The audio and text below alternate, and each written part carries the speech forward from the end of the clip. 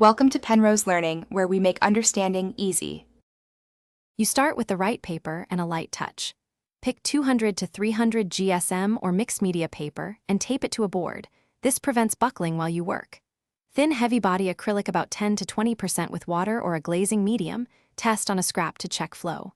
Load a flat brush for lays and washes, a round brush for edges. Once ready, block in large shapes with diluted paint, keeping values simple so you have room to refine later. Once your base is down, build form with controlled layers. You move from thin to thick. Thin glazes establish color and value, then gradually apply fuller-bodied paint for opacity and highlights. Use glazing for depth, scumbling for softened texture, and dribrush for crisp edges. Make sure to clean and dry your brush between techniques. If the paper soaks too much, apply a thin gesso patch where you need heavy corrections. Make sure to let layers tack up. This prevents lifting earlier paint when you work wet on wet. You finish by refining edges and adding bright highlights last, using small brushes and confident strokes.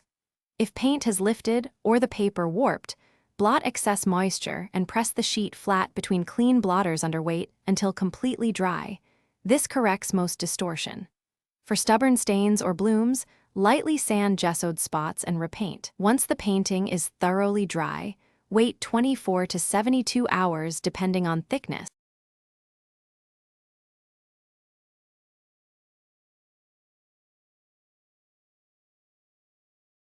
Thanks for watching. If this was helpful, leave a like and consider subscribing. See you next time.